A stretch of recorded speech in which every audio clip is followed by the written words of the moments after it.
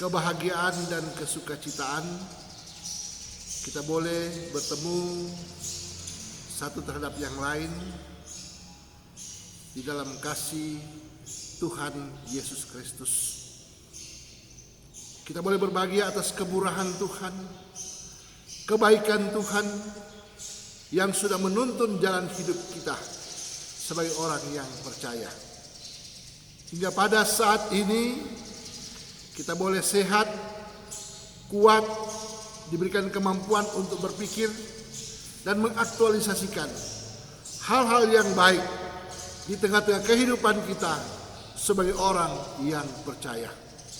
Saudara-saudara, kita semua boleh berbahagia atas apa yang Tuhan berikan bagi kita sebagai berkat yang indah, yang luar biasa, yang selalu dinyatakan dalam perjalanan waktu hidup kita sebagai orang percaya.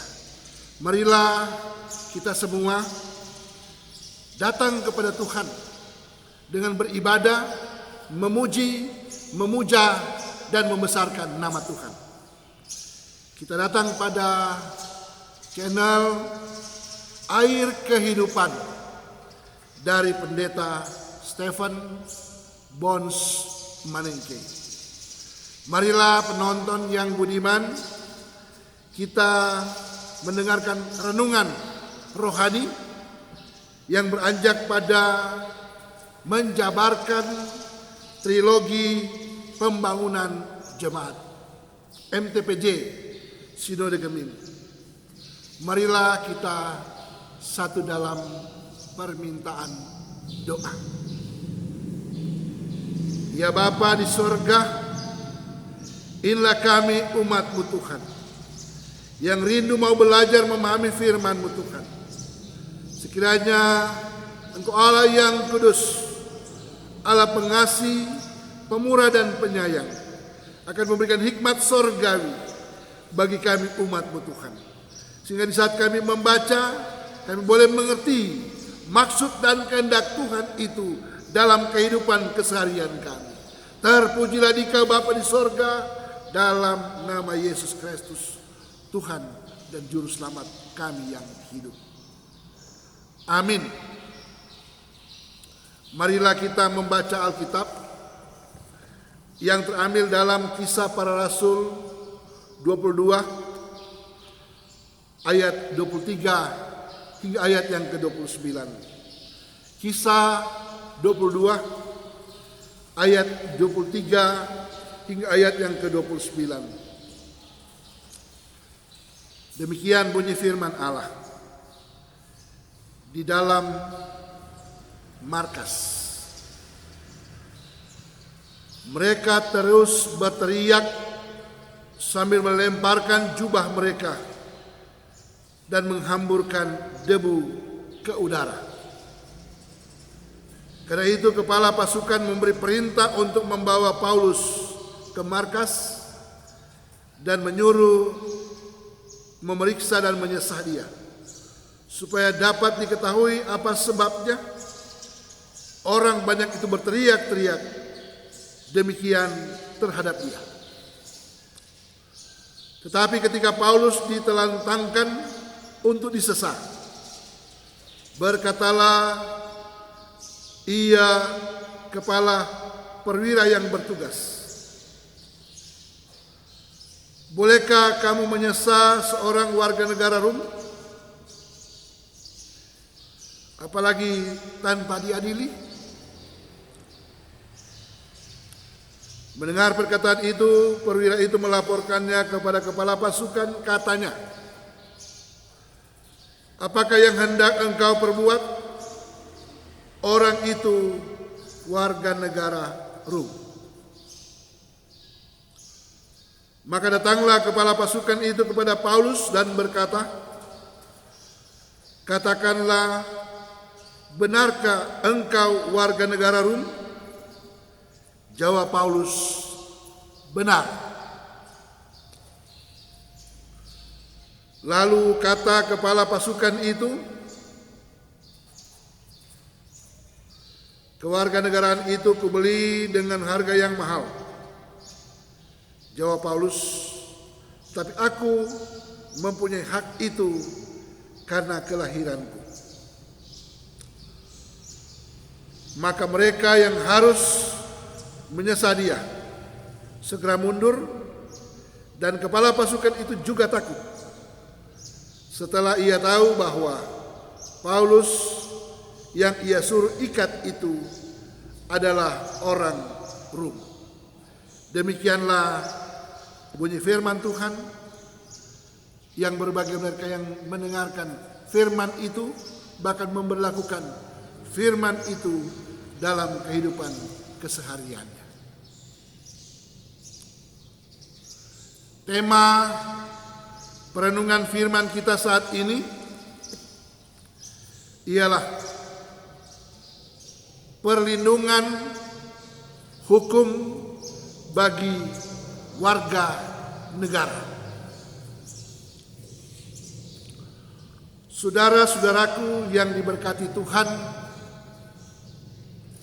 perikop Alkitab kita saat ini mengemukakan tentang keberanian Paulus membela haknya sebagai warga negara Roma. Pada saat itu Paulus telah diubah oleh Tuhan Yesus saat perjalanannya menuju Damsyik, sehingga ada pertobatan, dan Paulus memberi diri untuk memberitakan kabar baik, kabar kesukaan, Injil tentang Yesus Kristus. Yang jelas, Paulus menjadi pengikut Yesus Kristus yang setia dalam komitmen keberimanannya sebagai orang percaya. Karena itu, Paulus sebagai pengikut Yesus Kristus begitu berani menyampaikan kebenaran itu sendiri sebagai seorang pengikut Yesus Kristus. Termasuk apa yang diperkatakan kepada kepala prajurit yang kemudian disampaikan kepada kepala pasukan Romawi bahwa dia sendiri memiliki kewarganegaraan sebagai orang Roma. Saudara-saudara,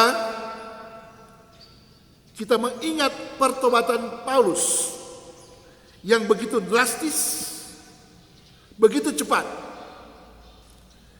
Yang dahulu ia seorang bengis, seorang yang sangat jahat, mengejar-ngejar orang Kristen, orang yang baru percaya kepada Yesus Kristus. Kemudian ia menjadi seorang rasul yang taat, rasul yang setia, dan rela mati, rela menderita karena Tuhan Yesus Kristus. Sepertinya penangkapan dari para prajurit Romawi terhadap Paulus terjadi karena ketidakadilan akibat iri hati, dengki, bahkan kemarahan orang-orang Yahudi terhadapnya. Ada satu feedback untuk membalas dendam, atau katakanlah, kenapa Paulus yang dulunya mau seorang bejat yang mengejar-kejar orang Kristen tetapi berbalik arah, metanoia, menjadi bertobat dan menjadi penginjil yang setia. Itulah sebabnya laporan yang sepihak atas dasar kebencian orang Yahudi terhadap Rasul Paulus yang kemudian ditangkap justru bukan karena kejahatan, karena kekacauan yang ia buat, sehingga nilai sebuah kebaikan dan kebenaran tidak tercapai saat itu. Saudara-saudara,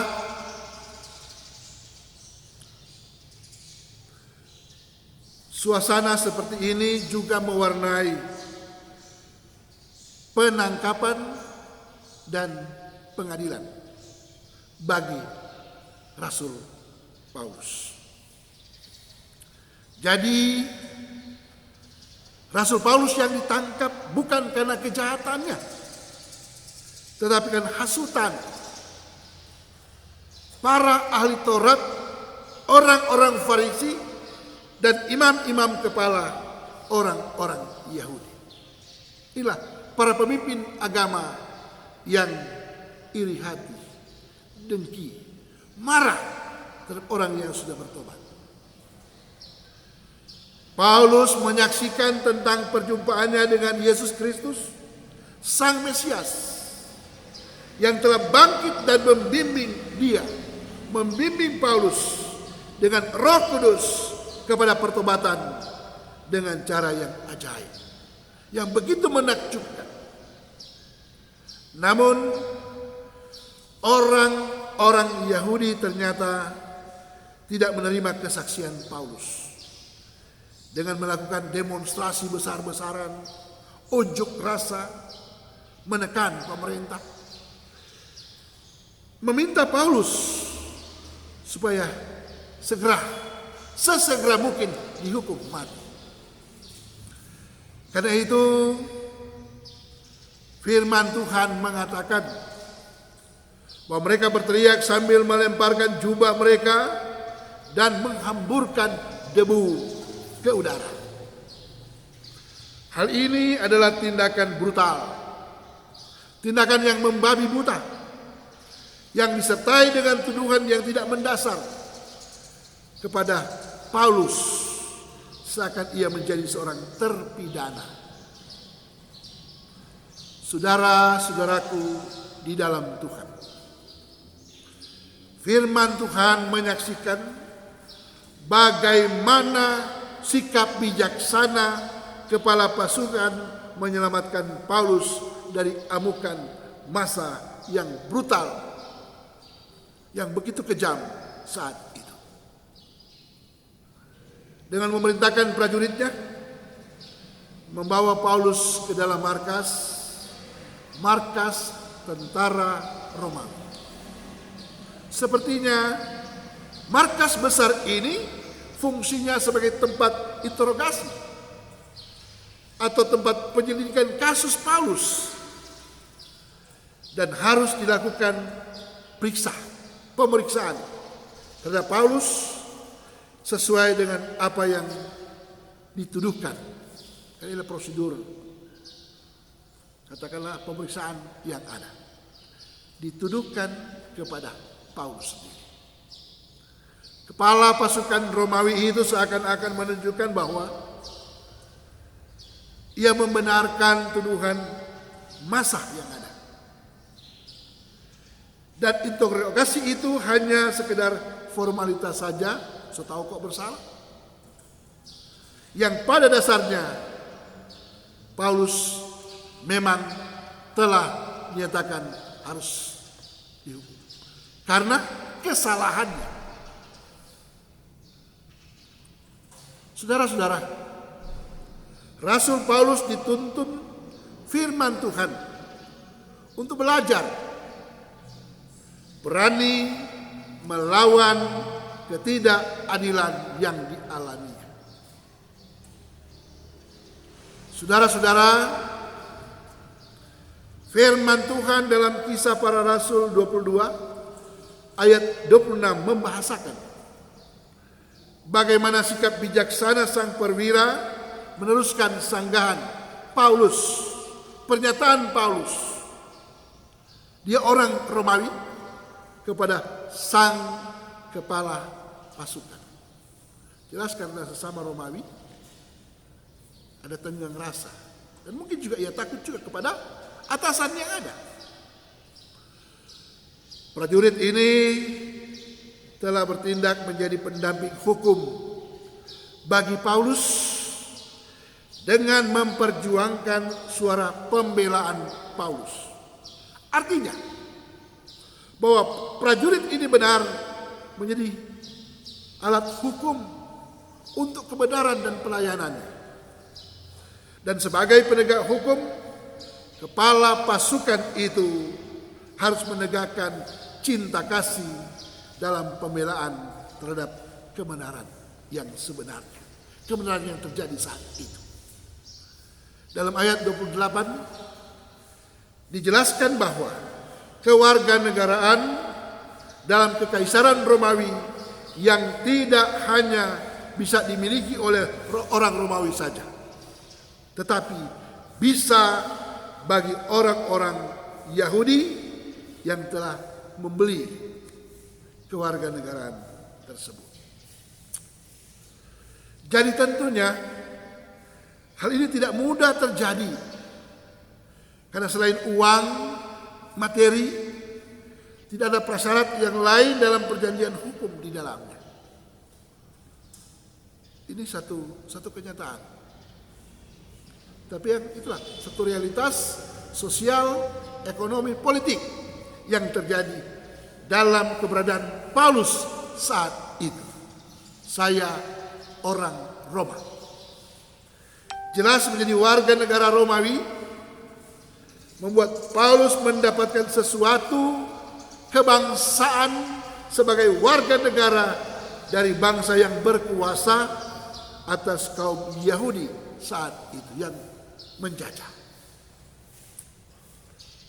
Pengakuan ini merupakan sikap tegas Paulus tentang status kewarganegaraannya yang sangat berbeda dengan orang-orang Yahudi yang lain.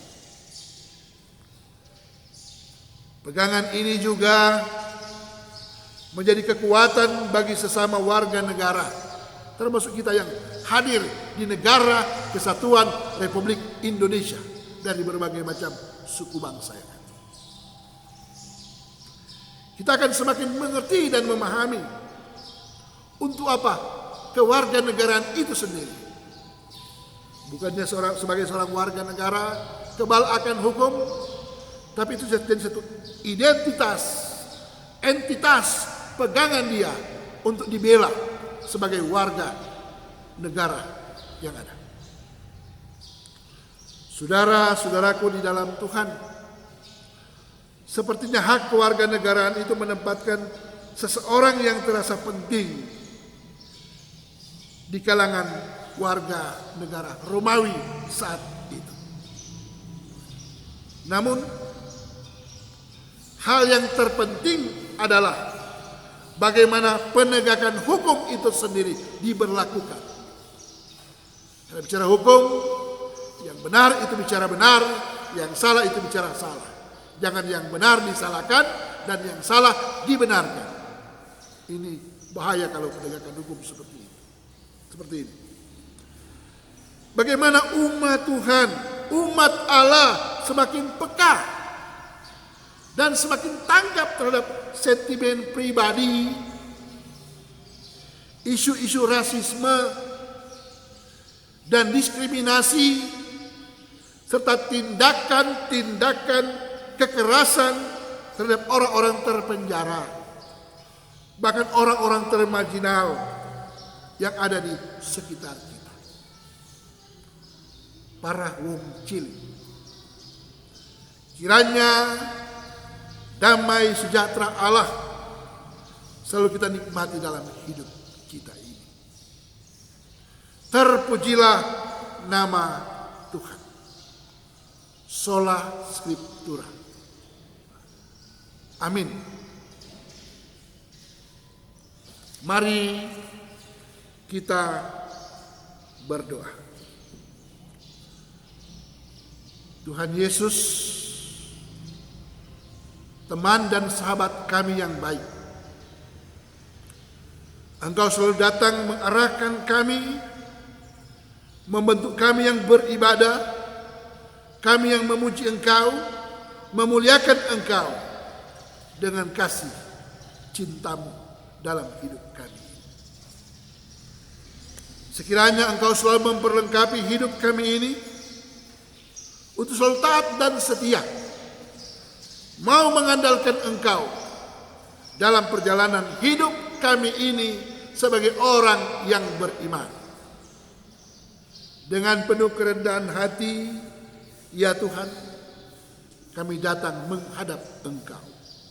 Kau Allah yang kudus, Allah yang patut kami permuliakan, kami agung-agungkan, Engkau yang bersemayam di tempat yang maha tinggi,